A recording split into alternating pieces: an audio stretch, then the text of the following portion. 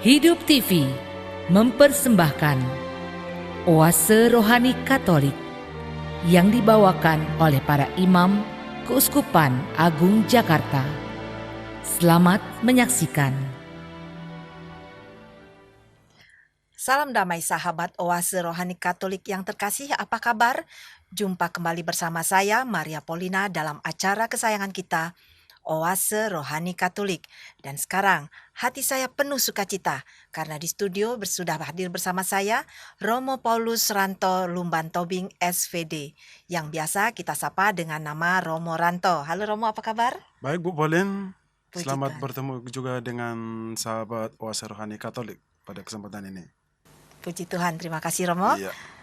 Baiklah sahabat Oase Rohani Katolik yang terkasih, sekarang marilah kita buka acara ini dengan doa pembuka yang dipimpin oleh Romo Ranto. Marilah berdoa dalam nama Bapa dan Putra dan Roh Kudus. Amin. Amin. Ya Tuhan dan Allah kami bersyukur kepadamu atas berkat-Mu yang boleh kami terima hingga pada saat ini. Syukur pula karena Engkau menyertai seluruh perjalanan kami, sehingga kami bisa mendengarkan sabda-Mu, dan pada kesempatan ini juga kami ingin mendengarkan sabda-Mu, apa yang bisa kami dapatkan dari sabda-Mu hari ini. Semoga semuanya menginspirasi kami agar selalu dekat kepadamu. Ya Tuhan, sertailah kami selalu secara khusus pada kesempatan ini, agar sabda-Mu itu meresap dalam hati kami, dan kami juga bisa menerapkannya dalam kehidupan kami sehari-hari untuk kemuliaan nama-Mu, kini dan sepanjang masa. Amin. Amin. Dalam nama Bapa, Putra, dan Roh Kudus. Amin. Ketika aku berseru kepada Tuhan, Ia mendengarkan daku dan membebaskan daku dari musuh-musuhku. Serahkanlah nasibmu kepada Tuhan. Akan Dia, serahkanlah nasibmu kepada Tuhan dan Dia akan menolong engkau. Baiklah sahabat Oase Rohani Katolik yang terkasih, bacaan liturgi pada hari ini diambil dari Kitab Ulangan bab 30 ayat 15 sampai dengan 20. Dilanjutkan dengan bacaan Injil yang diambil dari Injil Lukas bab 9 ayat 22 sampai dengan 25. Dan sekarang marilah sama-sama kita membuka kitab suci kita. Saya akan membacakan Kitab Ulangan bab 30 ayat 15 sampai dengan 20. Di padang gurun di seberang sungai Yordan, Musa berkata kepada bangsanya, "Ingatlah, pada hari ini aku menghadapkan kepadamu kehidupan dan keberuntungan, kematian dan kecelakaan. Karena pada hari ini aku memerintahkan kepadamu untuk mengasihi Tuhan Allahmu dengan hidup menurut jalan yang ditunjukkannya dan berpegang pada perintah, ketetapan, serta peraturannya. Dengan demikian, engkau hidup dan bertambah banyak dan diberkati oleh Tuhan Allahmu di negeri yang kau masuki untuk mendudukinya. Tetapi jika hatimu berpaling dan engkau tidak mau mendengar, apalagi jika engkau mau disesatkan untuk sujud menyembah kepada Allah lain dan beribadah kepadanya, maka pada hari ini aku memberitahukan kepadamu bahwa pastilah kamu akan binasa dan tidak akan lanjut umurmu di tanah kemana engkau pergi menyeberangi sungai Yordan untuk mendudukinya. Aku memanggil langit dan bumi menjadi saksi terhadap kamu pada hari ini. Kepadamu kuperhadapkan kehidupan dan kematian, berkat dan kutuk. Pilihlah kehidupan, supaya engkau tidak mati, baik engkau maupun keturunanmu, yaitu dengan mengasihi Tuhan Allahmu mendengarkan suaranya, dan berpaut padanya.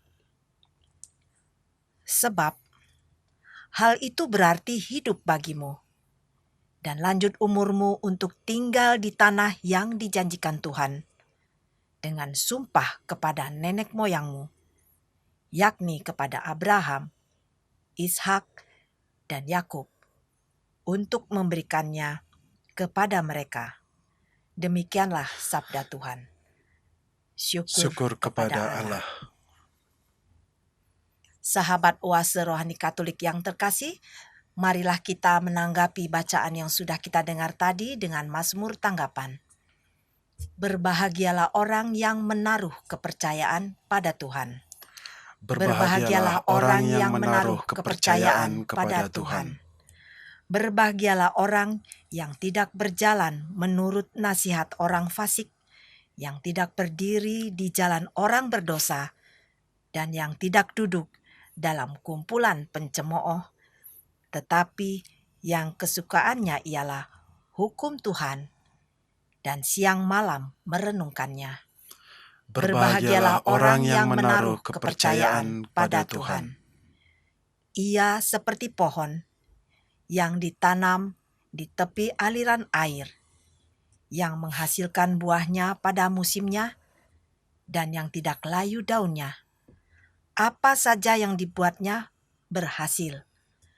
Berbahagialah orang yang menaruh kepercayaan pada Tuhan. Bukan demikianlah orang fasik. Mereka seperti sekam yang ditiupkan angin.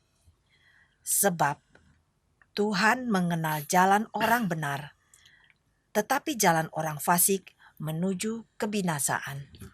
Berbahagialah orang yang menaruh kepercayaan pada Tuhan. Sahabat oase rohani Katolik yang terkasih, sekarang marilah kita sama-sama satukan hati dan pikiran kita, karena Romo Ranto akan membacakan bacaan Injil yang diambil dari Injil Lukas bab 9 ayat 22 sampai dengan 25. Marilah kita mempersiapkan hati untuk mendengarkan Injil saat ini. Terpujilah Kristus Tuhan, Raja mulia dan kekal. Terpujilah Kristus Tuhan, Raja mulia dan kekal. Bertobatlah sabda Tuhan, sebab kerajaan surga sudah dekat. Terpujilah Kristus Tuhan, Raja mulia dan kekal. Tuhan sertamu. Dan sertamu juga. Inilah Injil Yesus Kristus menurut Lukas. Dimuliakanlah Tuhan.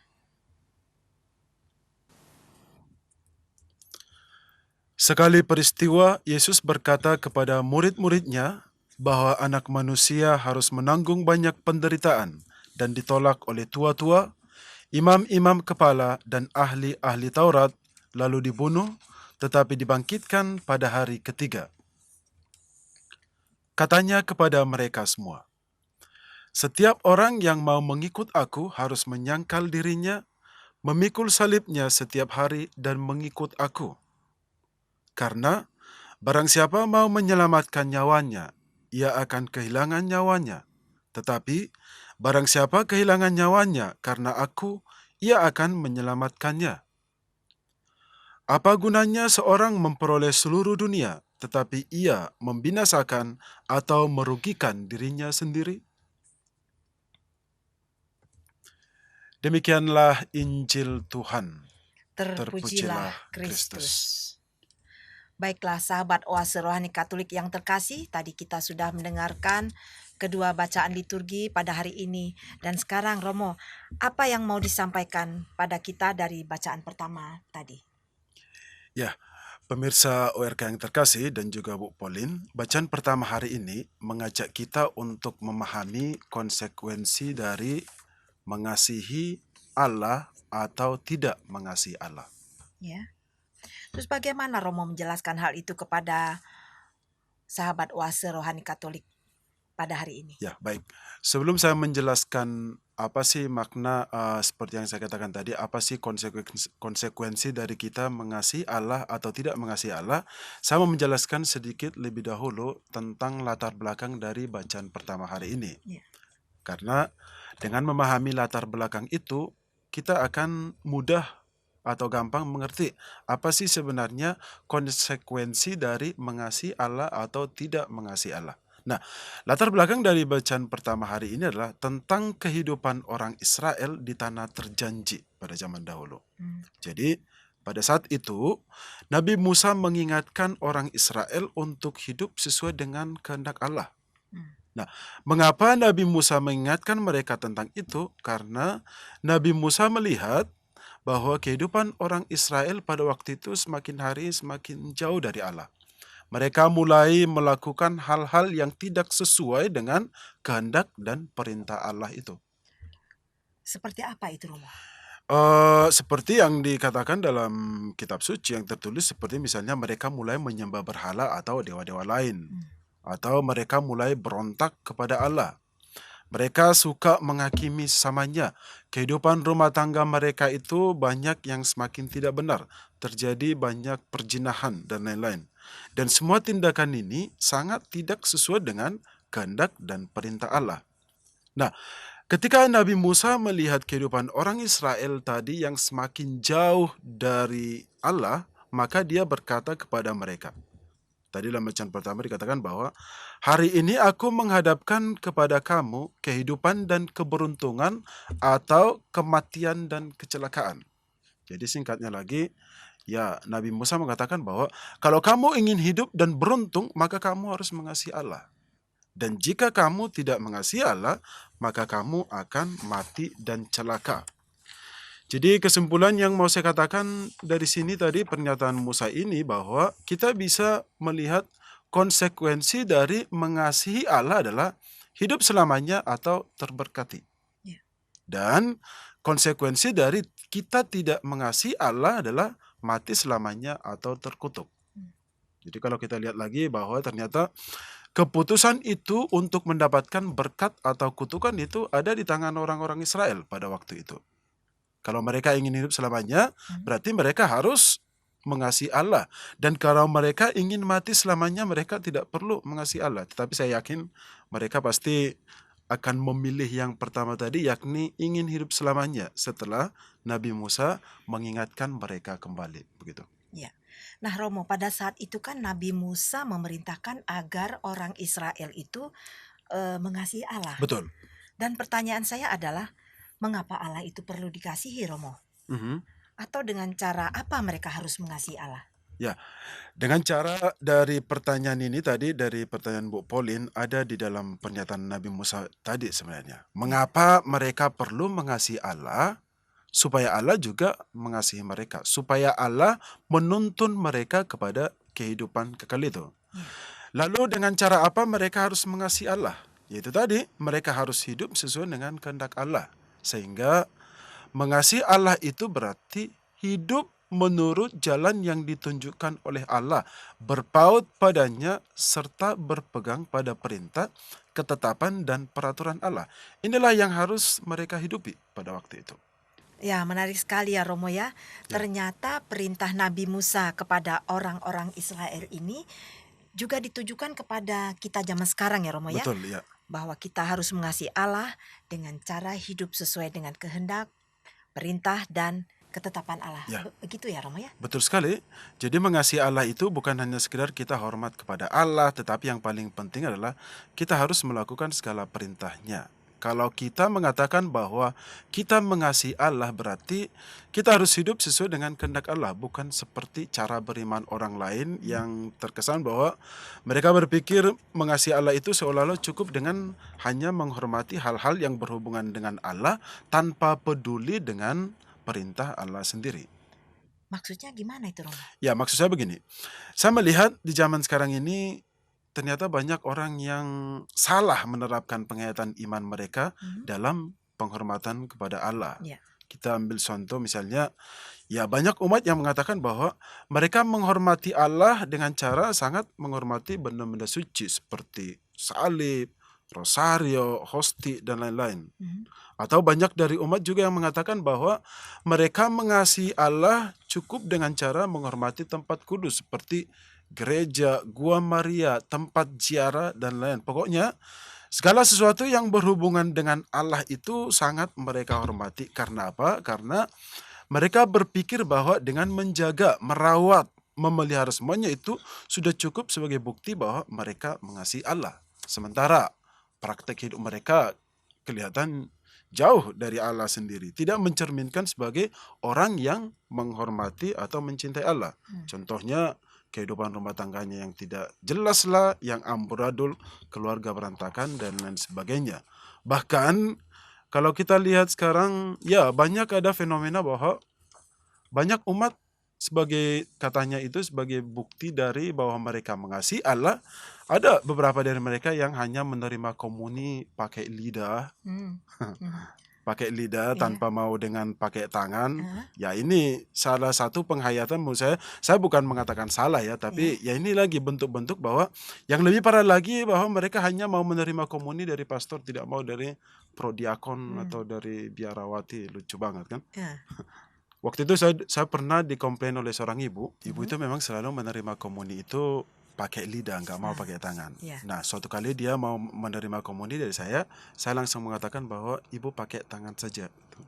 Nah, kenapa Romo minta ibu itu pakai tangan? Pakai tangan, mau Iya. tahu alasannya. Iya, alasannya. Karena waktu itu sudah 3 kali dia sampai menggigit tangan saya. Kegigit Jadi, sama. dan beberapa kali juga tangan saya menyentuh bibirnya, kan lucu banget. Jadi agak seram sih. Harus ini kasih lagi ke bibirnya, lap tangan saya untuk Iya. bagi yang lain kan agak ribet gitu. Iya. Jadi berarti menurut Romo umat yang terlalu mencintai benda-benda suci atau tempat kudus itu apakah salah, Romo? Saya tidak mengatakan salah ya, tidak semuanya salah, akan tetapi tindakan seperti contoh yang saya sebutkan tadi, ya jelas kurang lengkap. Bukan salah tetapi kurang lengkap. Iya. Kalau kita mencintai Allah, kita memang harus mencintai segala sesuatu yang berhubungan dengan Allah, seperti benda-benda kudus atau tempat-tempat suci. Akan tetapi itu saja tidak cukup. Kita juga harus melakukan segala kehendak dan perintah Allah kalau kita mau mengatakan bahwa kita memang mencintai Allah. Jadi kalau kita sudah berusaha selalu mencintai Allah lewat berhubungan dengan Allah itu, kita juga harus membuktikannya dalam kehidupan sehari-hari, berbuat sesuai dengan kehendak Allah sendiri, begitu. Nah, sekarang Romo bertitik tolak dari bacaan hari ini kita diajak untuk mengasihi Allah ya, Romo ya. Betul. Nah, pertanyaan lain dari saya adalah begini, Romo. Untuk apa kita harus mengasihi Allah? Atau apa untungnya bagi kita mengasihi Allah itu? Ya, jawaban saya sangat singkat ya, yakni supaya kita mendapatkan berkat dari Allah atau supaya kita tidak mendapatkan kutuk seperti bahasa dari Nabi Musa tadi. Gitu. Jadi berkat seperti apa kira-kira yang dapat kita ungkapkan di sini dalam mengasihi Allah itu, Romo? Ya, saya bisa mengatakan bahwa ada dua berkat yang akan kita dapatkan kalau kita selalu berusaha untuk mengasihi Allah. Pertama, berkat di dunia ini. Berkat di dunia ini seperti apakah? Yang jelas adalah segala jenis kebutuhan hidup kita. Misalnya rezeki yang secukupnya, kalau melimpah itu adalah bonus, karena ternyata banyak juga orang yang mendapatkan rezeki melimpah tapi kita lihat itu adalah bonus dari Allah. Seperti lagi kesehatan, usia yang panjang, pekerjaan dan karir yang bagus, nilai di sekolah atau anak kuliah yang memuaskan dan lain. Nah, walaupun kita melihat ini, walaupun kita sendiri yang bekerja keras untuk mendapatkan itu, akan tetapi sebagai orang beriman kita percaya akan penyelenggaraan Allah. Kita selalu mengatakan bahwa itu adalah berkat dari Allah. Maka segala usaha kita itu yang membuahkan hasil, itu adalah juga berkat dari Allah. Karena ternyata ada juga begitu banyak orang yang merasa bahwa apa yang dia dapatkan itu adalah hasil kerja kerasnya sendiri, karena perjuangan dia sendiri, sehingga dia tidak melihat itu bahwa itu adalah campur tangan Allah gitu loh. Dalam hal itu egois. Nah, itu yang pertama tadi, yaitu berkat di dunia. Yang kedua, berkat di surga. Berkat di surga itu seperti apa? Yang jelas adalah hidup bersama dengan Allah. Seperti yang kita ketahui bahwa ya suatu saat kita akan meninggalkan dunia ini gitu loh. Iya. Suatu saat kita akan mati atau meninggalkan segala sesuatu yang kita perjuangkan di bumi ini. Nah, kalau kita meninggal, kemanakah kita akan pergi? Kita selalu mendambakan pergi ke surga. Makanya doa-doa kita kepada orang yang meninggal bunyinya selalu, semoga Allah menerima dia di sisinya, atau semoga Allah memberikan dia tempat yang layak di sisi kanannya. Begitu. Kalau saya dengar tadi berarti ada 2 berkat yang kita dapatkan ya Romo ya, Betul, yaitu berkat di dunia ini dan berkat di akhirat nanti. betul sekali. Nah, kalau begitu begini Romo, hari ini kan kita berada di hari kedua masa Ya, Prapaskah. oke. Nah, kemarin kita sudah mulai dengan Rabu Abu ya Romo ya. Ya, betul. Apa yang akan Romo sampaikan kepada sahabat Oase Rohani Katolik di sini dari bacaan pertama tadi, khususnya di masa Prapaskah ini Romo? Ya, oke. Para pendengar setia Oase Rohani Katolik yang terkasih dan juga Bu Pauline, seperti yang kita ketahui bersama bahwa hari ini kita memasuki masa Prapaskah. Iya. Masa Prapaskah adalah masa pertobatan, masa pembersihan diri kita bagi orang Katolik. Apa yang bisa kita lakukan di masa Prapaskah ini tentu banyak sekali. Akan tetapi, bertitik tolak dari bacaan hari ini, saya mau mengajak Anda semua untuk memahami masa Prapaskah ini sebagai masa di mana kita harus berdamai dengan Allah. Mungkin selama ini karena berbagai kesibukan dan alasan, kita lupa atau pura-pura lupa terhadap perintah dan kehendak Allah sendiri. Maka di masa Prapaskah ini kita perlu mengisinya dengan kegiatan-kegiatan yang sesuai dengan kehendak Allah menurut saya. Konkretnya seperti apa Romo? Ya, konkretnya seperti yang kita lakukan setiap masa Prapaskah ada 3 sebenarnya kan, seperti yang lazim kita lakukan. Yang pertama adalah berpantang dan berpuasa, banyak berdoa, dan karya amal. Berpantang dan berpuasa. Berpantang dan berpuasa bukan hanya sekedar menyangkut dengan kebutuhan jasmani kita, yaitu tidak makan, tidak minum. Tetapi juga berpantang dan berpuasa itu melakukan perbuatan-perbuatan jahat yang tidak sesuai dengan kehendak Allah. Jadi pantang berdosa istilahnya. Puasa melakukan perbuatan yang tidak sesuai dengan kehendak Allah. Yang kedua adalah berdoa. Berdoa itu tidak hanya sekedar duduk manis, tutup mata di depan Yesus, akan tapi setiap saat atau dimanapun kita bisa berdoa. Gitu. Dan yang ketiga, karya amal.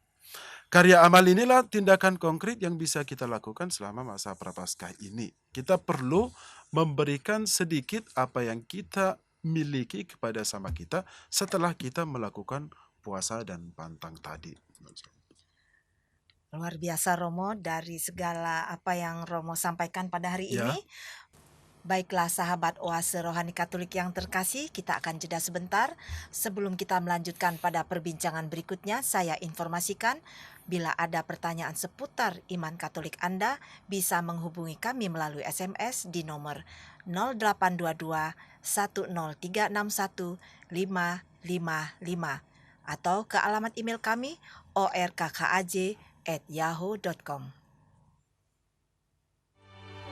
Hidup TV mempersembahkan Oase Rohani Katolik yang dibawakan oleh para imam Keuskupan Agung Jakarta. Selamat menyaksikan. Masih bersama Romo Paulus Ranto Lumban Tobing SVD dan saya Maria Paulina dalam acara Oase Rohani Katolik.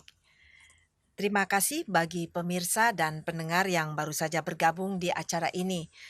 Nah Romo, sebelum kita memasuki sesi kedua dalam perbincangan Injil, bisakah Romo menyampaikan kembali refleksi apa yang sudah dibicarakan dari sesi pertama tadi? Baik. Pemirsa Oase Rohani Katolik yang terkasih dan juga Bu Pauline, apa yang sudah kita bicarakan selama season pertama tadi adalah ajakan Nabi Musa terhadap orang Israel untuk kembali taat pada Allah. Ajakan ini juga terjadi pada kita bahwa kita diajak untuk semakin dekat pada Allah. Dekat pada Allah dalam arti mengasihi Allah. Mengasihi Allah yaitu hanya dengan cara melakukan perintah-perintahnya. berpaut padanya seperti yang dikatakan dalam Injil tadi. Jadi mengasihi Allah itu bukan hanya sekedar hormat terhadap Allah, kan, tetapi melakukan segala perintah-perintahnya. Nah, untuk apa kita mengasihi Allah? Yaitu tadi jawaban sudah kita bicarakan tadi banyak, bahwa supaya suatu saat kita mendapatkan kehidupan yang kekal, begitu. Karena itu tadi tujuan kita beriman kepada Allah itu untuk mendapatkan berkat, yaitu berkat di surga dan juga berkat di dunia ini. Begitu. Nah, Romo, sekarang kita memasuki sesi kedua ya, Romo ya. Ya. Berhubungan dengan bacaan Injil pada hari ini, kabar sukacita apa yang akan Romo sampaikan? Ya, bacaan Injil hari ini, pemirsa Oase Rohani Katolik yang terkasih, mengajak kita untuk merenungkan kembali panggilan hidup kita sebagai pengikut Kristus. Apa sih sebenarnya panggilan hidup kita sebagai pengikut Kristus? Begitu. Panggilan hidup itu seperti apa yang Romo maksudkan di sini? Ya, begini. Dalam bacaan Injil hari ini, Yesus mengajak kita untuk mengikuti Dia. Jadi secara eksplisit, berarti ajakan atau perintah Yesus hari ini adalah bagi mereka yang sudah mengikuti Dia. Nah, kita semua sudah mengikuti Dia hingga saat ini. Lalu, sebagai orang yang sudah mengikuti Dia, apa yang harus kita lakukan? Atau apa yang harus kita hidupi? Hari ini Yesus memberikan dua syaratnya, yakni pertama menyangkal diri dan yang kedua memikul salib. Coba kita lihat satu-satu ya. Ya. Pertama, menyangkal diri. Menyangkal diri dalam hal apa saja, yaitu menyangkal diri untuk tidak terjerumus pada praktek hidup yang tidak benar. Contohnya apa? Banyak sekali, nggak mungkin saya sebutin satu persatu. Mungkin itu karena bisa jutaan tuh bentuknya itu. Tetapi yang pasti adalah segala sesuatu yang berlawanan dengan kehendak Allah yang kita sebut dengan dosa. Itulah yang harus kita sangkal dalam hidup kita. Yang kedua tadi adalah memikul salib. Memikul salib itu seperti apa? Jawabannya adalah memikul atau menanggung penderitaan hidup kita, secara khusus penderitaan yang kita alami karena kita adalah pengikut Kristus. Contohnya apa? Pasti banyak juga. Berapa hal yang bisa kita sebutkan adalah saat kita ditolak oleh orang lain karena kita adalah pengikut Kristus. Saat kita dibully oleh orang lain karena kita memperjuangkan kebenaran. Saat kita dikucilkan karena kita adalah seorang Katolik. Inilah salib hidup kita karena kita pengikut Kristus. Kalau kita lihat, kita di Indonesia ini sih nggak terlalu mengalami penderitaan yang sangat kejam ya. Tidak seperti yang dialami oleh saudara-saudara kita di tempat lain, bahwa ternyata karena mereka adalah pengikut Kristus, banyak dari mereka yang dibunuh, dibakar, dianiaya. Jadi bisa dikatakan salib kehidupan mereka itu karena pengikut Kristus itu sangat berat gitu. Iya. Nah, Romo, jadi bertitik tolak dari pesan Yesus hari ini bahwa menjadi pengikutnya harus menyangkal diri dan memikul salib ya, Romo ya? Ya, betul. Jadi saya bisa katakan ternyata menjadi pengikut itu tidak gampang ya, Romo ya? Betul sekali, menjadi pengikut Kristus itu bukan hanya sekedar Anda berasal dari agama lain pindah menjadi Katolik, bukan. Bukan sekedar pindah agama, bukan begitu. Menjadi pengikut Kristus itu sangat berat sebenarnya, sebab dalam berbagai hal kita harus siap mengalami banyak penderitaan hidup. Sebagai pengikut Kristus, kita harus memiliki sikap bebas-bebas dan setia dalam komitmen kita sebagai mengikuti Kristus itu bukan sekedar hanya teori di mulut, akan tetapi harus mencontohi cara hidup Yesus sendiri. Dengan kata lain, mengikuti Yesus berarti masuk ke dalam pribadi Yesus yang setia di jalan salib karena ketaatannya kepada Allah dan juga karena cintanya kepada manusia. Sehingga sikap dasar yang dituntut untuk mengikuti Yesus adalah kemauan yang tulus dari pihak kita, tanpa ada tekanan atau tanpa ada paksaan dari pihak lain. Nah, Romo, barusan tadi Romo menyinggung tentang pengikut Yesus adalah sebuah keputusan atau kehendak bebas dari pihak manusia ya, Betul, Romo ya. Nah, bagaimana Romo menjelaskan ini kepada kita semua?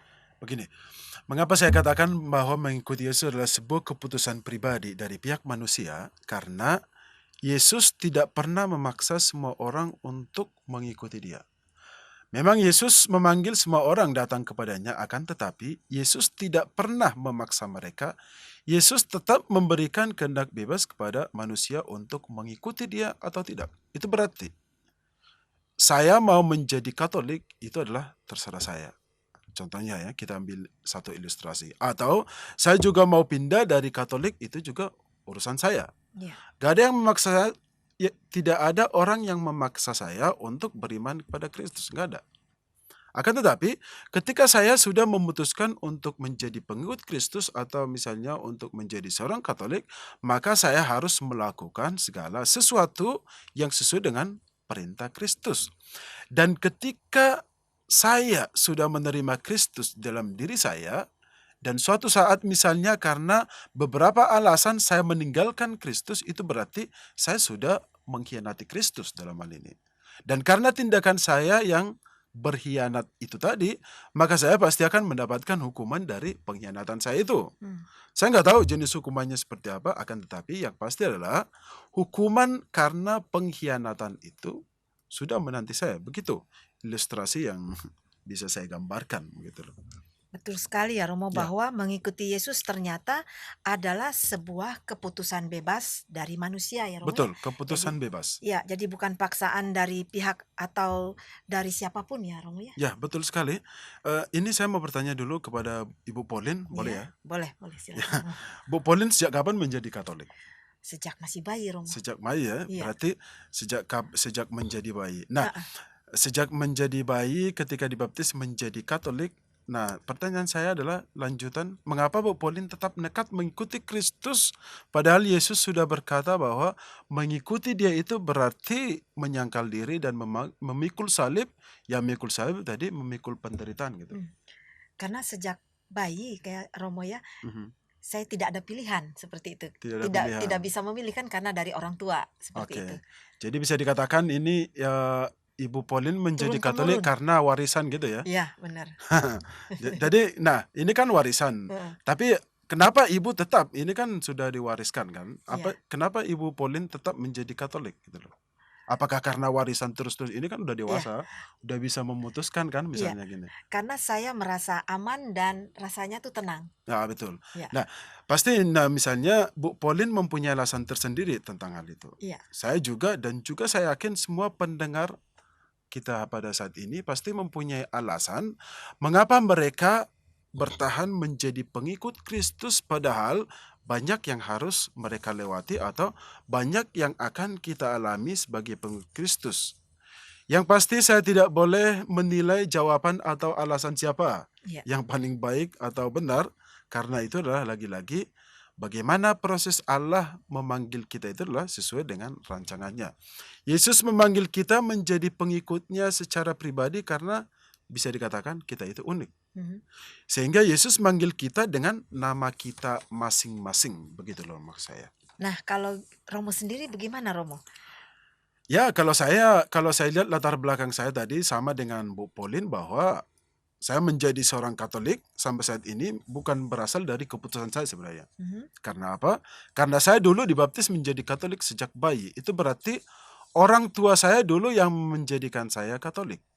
Jadi bisa dikatakan juga saya menjadi Katolik awalnya bukan karena keputusan saya. Akan tetapi saya nggak pernah merasa rugi saat orang tua saya membaptis saya dulu menjadi seorang Katolik misalnya. Mhm. Justru saya bersyukur dan bangga karena sejak bayi bisa dikatakan orang tua saya atau ibu saya sudah menempatkan saya di zona yang aman saat mereka membaptis saya menjadi seorang Katolik. Mhm. Jadi bisa dikatakan juga sejak kecil orang tua saya sudah mendidik saya secara Katolik. Akan tetapi sesudah dewasa kan tetap saya bisa memutuskan sesuatu. Apakah saya tetap menjadi seorang Katolik atau pindah agama saja, keputusan itu ada di tangan saya gitu loh. Mhm. Jadi itu tadi, walaupun misalnya orang tua kita sama Bu Pauline juga tadi mengatakan bahwa iman Katolik yang dimiliki adalah karena warisan. Mhm. Istilahnya itu karena dalam tanda kutip terpaksa gitu loh. Akan tetapi kenapa kita sampai sekarang tetap bertahan walaupun itu adalah warisan? Ya. Tetapi karena itu tadi Bu Pauline merasa nyaman dan saya juga merasa nyaman dengan iman ini. Bahwa untungnya adalah puji Tuhan sampai sekarang saya bangga dengan pilihan orang tua itu. bahwa saya tetap menjadi seorang Katolik, bahkan bisa dikatakan saya bisa menjadi seorang pastor gitu. Hebat ya Romo ya, Ya, orang tua kita ya mewariskan hal-hal yang seperti ini kepada kita. Dan bagaimana dengan orang yang galau imannya itu Romo? mhm. Galau karena mereka tidak bangga menjadi seorang Katolik begitu? Ya inilah menurut saya salah satu hal yang sangat disayangkan sebenarnya ya, karena Hmm, karena ternyata banyak juga orang Katolik yang tidak bangga dengan imannya, sehingga mereka tidak menghidupi iman Katolik yang mereka miliki itu.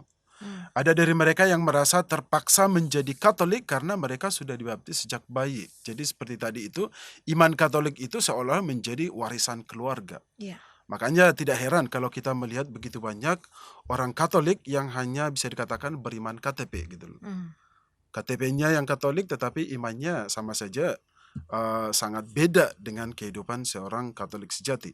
Datang ke gereja itu pun hanya ya syukur tiap hari Minggu. Kalau datang hanya Natal dan Paskah kan, iya, lucu banget. nafas. Betul. Ya, Nah, inilah kalau orang menganggap bahwa imannya itu hanya sebagai warisan, ya tidak salah kalau ya. kita melihat begitu fenomena orang hanya datang ke gereja Natal dan Paskah begitu. Nah Romo, tadi kan kita sudah membahas tentang syarat menjadi pengikut Kristus ya Ya, Romo ya, betul. yaitu menyangkal diri dan memikul salib. Mhm. Sekarang saya mau tanya Romo, untuk apa kita harus melakukan dua hal tersebut sebagai syarat untuk mengikuti Kristus itu? Ya, jawaban saya ada pada penjelasan Yesus dalam Injil hari ini. Sebab Yesus tadi berkata bahwa barang siapa menyelamatkan nyawanya, ia akan kehilangan nyawanya. Hmm, Tetapi barang siapa kehilangan nyawanya karena aku, ia akan menyelamatkannya. Pertanyaan yang sangat menggugah yang diberikan oleh Yesus di akhir pernyataannya adalah, apa gunanya seorang memperoleh seluruh dunia, tetapi ia membinasakan atau merugikan dirinya sendiri? ya. Maksudnya adalah, sebagai pengikut Kristus yang selalu berjuang untuk hidup sesuai dengan kehendaknya, maka suatu saat kita akan mendapatkan pahala dari perjuangan kita itu. Pahala apa yang akan kita dapatkan, kita tidak tahu. Siapa orang juga tidak akan tahu apa sih pahala yang akan dia dapatkan, tetapi yang pasti adalah Allah sudah menyediakan pahala itu untuk kita. Oleh karena itu, kita harus setia dalam perjuangan itu, jangan sampai kita mundur darinya. Karena apa? Kalau kita mundur dari perjuangan ini, berarti kita tidak akan mendapatkan pahala itu tadi. Karena bisa dikatakan juga ternyata panggilan Yesus terhadap kita itu dan tanggapan kita pada panggilan itu tidak selesai begitu saja. Jadi tidak hanya sekedar ketika kita dibaptis menjadi Katolik, otomatis kita seperti itu. Tapi kan selalu ada proses yang harus kita lalui. Proses itu yaitu menyangkal diri dan memikul salib. Setelah itu baru ada proses pemurnian. Mengapa disebut pemurnian? Karena ternyata banyak juga orang yang gagal menyerah atau mundur dalam proses menyangkal diri dan memikul salib tadi itu. Sehingga bisa dikatakan hanya orang yang mampu bertahanlah yang akhirnya menjadi seorang pengikut Kristus yang sejati. Gitu. Jadi ada pemurnian motivasi juga ya Romo ya? Ya, sebagai pengikut Kristus itu ada pemurnian motivasi. Dalam proses pemurnian inilah yang menentukan siapa jati diri kita yang sebenarnya. Hmm, Kita sudah dipanggil sebagai pengikut Kristus, tetapi belum tentu kita terpilih loh. hmm, Sebab Yesus pernah mengatakan bahwa banyak orang yang dipanggil tapi sedikit yang terpilih. Bukan hanya sekedar ini terpilih menjadi biarawan-biarawati, bukan. hmm. Bahwa Yesus memanggil begitu banyak untuk datang mengikuti dia. Apakah semua pengikutnya itu menghidupi perintahnya? Gitu loh. Jadi kalau mereka yang menghidupi itu berarti inilah orang-orang yang terpilih. Kalau tidak berarti mereka tidak terpilih.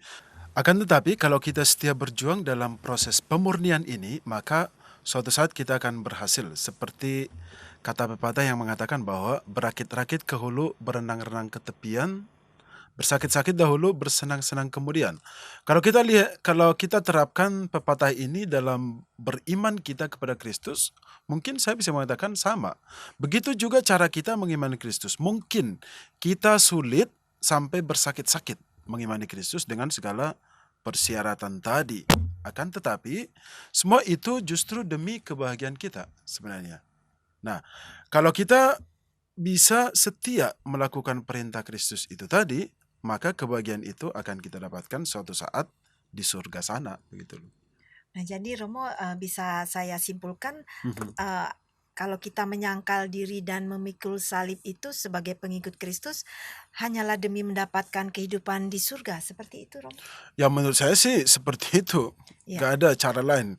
Karena kita ini beriman untuk apa sih sebenarnya? iya, Untuk selamat kan? iya. Jadi kita itu beriman kepada Kristus itu bukan untuk kaya raya, akan tetapi untuk selamat.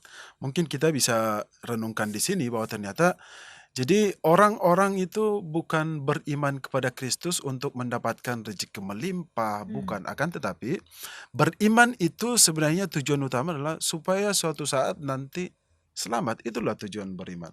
iya, Bukan untuk mendapatkan kekayaan yang didamba-dambakan di dunia ini, begitu hmm, loh. iya. Jadi Romo berhubungan dengan masa Prapaskah kali ini, Mhm. tindakan konkret apa yang bisa kita lakukan sebagai bentuk dari penyangkalan diri kita, Romo? Ya, baik. Seperti yang kita ketahui bersama bahwa menyangkal diri itu berarti melupakan kepentingan diri sendiri dan mengutamakan kepentingan Allah dan sesama. Dengan kata lain, kita harus menomorsatukan kepentingan Allah dengan cara menomorsekiankan kepentingan diri kita sendiri. Hmm, Tindakan sederhana yang bisa kita lakukan selama masa Prapaskah ini adalah yaitu tadi berpantang dan puasa, sebab pantang dan puasa itu adalah tanda penyangkalan diri kita dan tanda kita mempersatukan sedikit pengorbanan hidup kita dengan pengorbanan Kristus di salib. iya, Jadi puasa dan pantang bagi kita tidak akan pernah terlepas dari doa. Dengan demikian, sedekah, doa, pantang, dan puasa yang kita lakukan adalah latihan rohani yang mendekatkan kita kepada Tuhan dan sesama. Itu berarti kita perlu menyediakan waktu kita untuk sesama kita, terutama orang-orang yang ada di sekitar kita, entah itu keluarga ataupun orang-orang yang menjadi tetangga kita. Setelah itu, kalau kita sudah memberikan waktu tentang itu, kita juga harus keluar dari keluarga atau dari sesama kita untuk memberikan perhatian kepada orang yang kurang beruntung. Nah, menurut saya, kegiatan-kegiatan semacam ini adalah salah satu sarana bagi kita untuk menyangkal diri dari kepentingan ego kita masing-masing. Gitu. Nah, Romo, terkait dengan bacaan Injil pada hari ini, Romo, bisakah Romo memberikan sedikit kesimpulan dari bacaan Injil kita pada hari ini? Ya, sahabat rohani Katolik yang terkasih dan Bu Pauline, apa yang bisa kita simpulkan dari bacaan Injil hari ini adalah bahwa Yesus mengajak kita untuk mengikuti Dia dengan dua syarat. Yang pertama tadi, menyangkal diri dan memikul salib. Bagaimana kita harus menyangkal diri? Yaitu menyangkal diri untuk tidak terjerumus pada dosa-dosa. Hmm.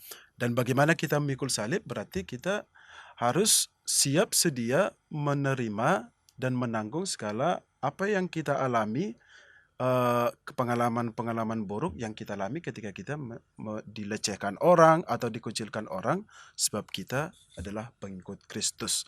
Nah, untuk mendalami ini, untuk menghidupi bisa kita menyangkal diri atau memikul salib, tentu kita harus semakin dekat kepada Kristus itu. Ya. Bagaimana kita harus semakin dekat kepada Dia?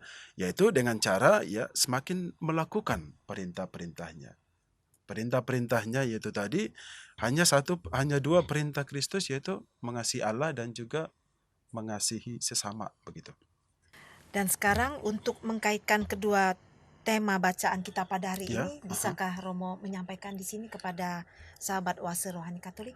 kedua tema yang kita saya Iya. bicarakan ya. Iya. Ya, baik pemirsa semua Oase Rohani Katolik yang terkasih, bacaan hari ini mengajak kita untuk merenungkan kembali Hmm, panggilan kita sebagai pengikut Kristus. Dalam bacaan pertama tadi atau season pertama tadi kita sudah mendengarkan apa sih konsekuensi dari kita mengasihi Allah atau tidak mengasihi Allah.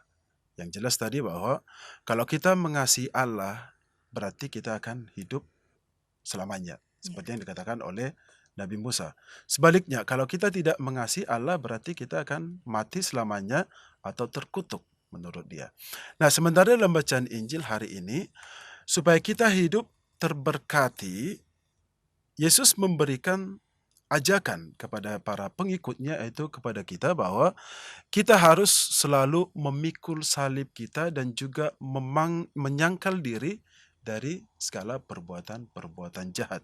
Jadi menurut saya yang bisa kita simpulkan dari kedua tema ini adalah bahwa kita harus selalu semakin dekat kepada Tuhan yang selalu memanggil kita untuk datang kepadanya. Kristus memanggil kita, memanggil semua orang untuk mengikuti Dia, tetapi bukan dipaksa. Tetap ada kehendak bebas dari manusia untuk mengikuti Dia. Nah, kita semua peristimewa, kita semua yang mendengarkan oase rohani pada hari ini, kita semua sudah mengikuti Kristus itu. Tetapi apa yang sudah kita lakukan sebagai bentuk dari kita mengikuti Kristus, kita harus selalu sekali lagi semakin melakukan perintah-perintahnya.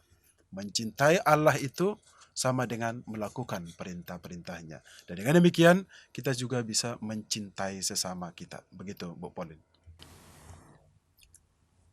Baiklah sahabat Oase Rohani Katolik yang terkasih, sudah 60 menit kebersamaan kita dalam acara ini, dan sekarang marilah kita tutup acara ini dengan doa penutup dan dilanjutkan dengan mohon berkat kasih karunia Tuhan melalui Romo Ranto.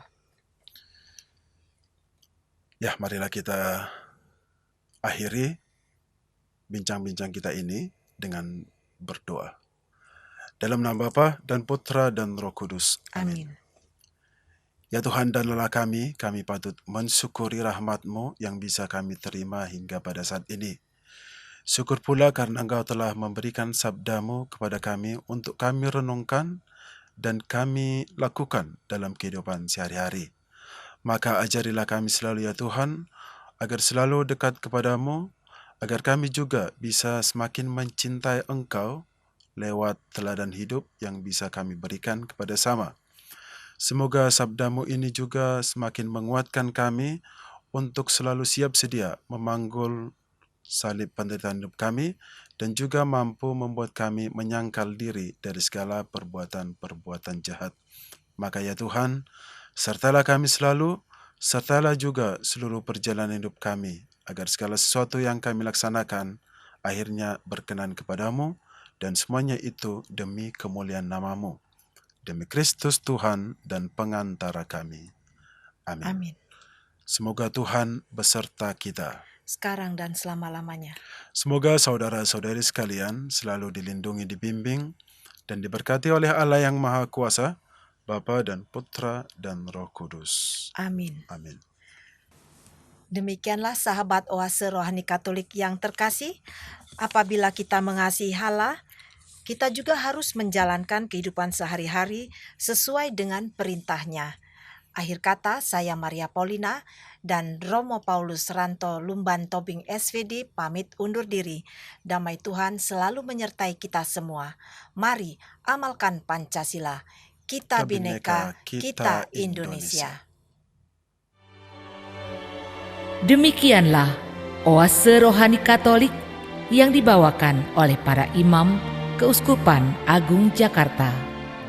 Tuhan memberkati.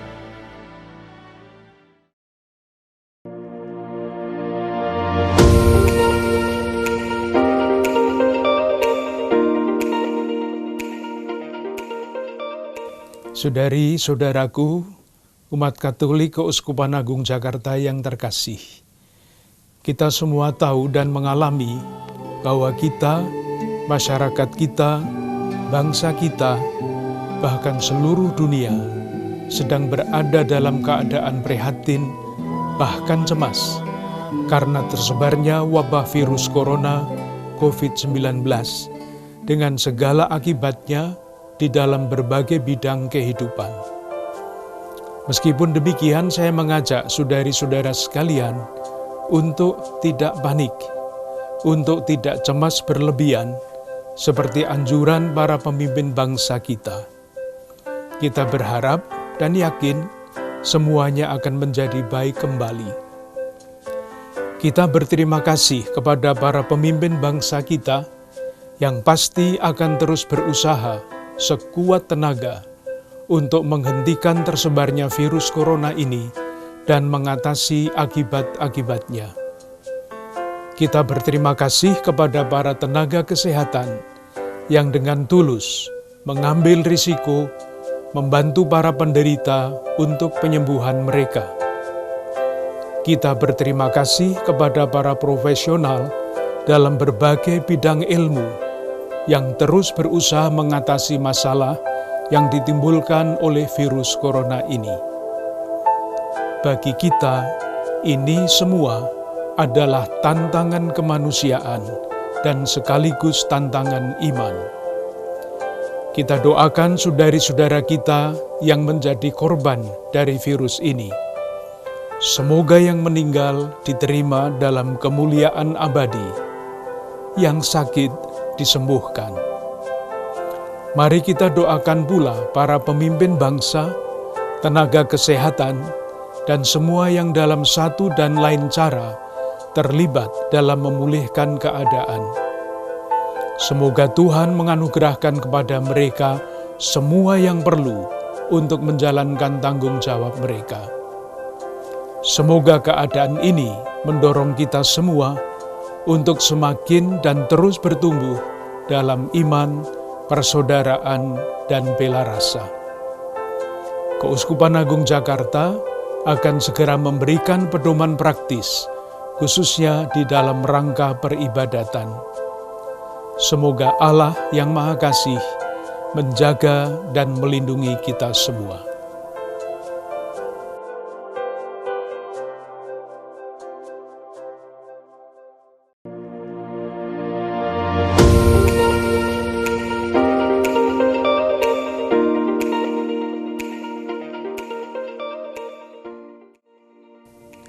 Saudari-saudara umat Keuskupan Agung Jakarta, salam damai kasih Kristus. Saya akan menyampaikan petunjuk praktis aktivitas gerejawi di Keuskupan Agung Jakarta untuk mencegah penyebaran dan penularan virus corona. Pertama, sebelum perayaan Ekaristi. 1. Jendela dan pintu gereja dibiarkan terbuka. 2. Bersihkanlah kursi dan tempat berlutut, meja altar, mik, buku dengan desinfektan. 3. Bagi umat yang berdemam tinggi dan sakit pernafasan, batuk, pilek, sakit tenggorokan, serta mereka yang merasa dapat menularkan, tetap berada di rumah dan memeriksakan diri ke dokter. 4.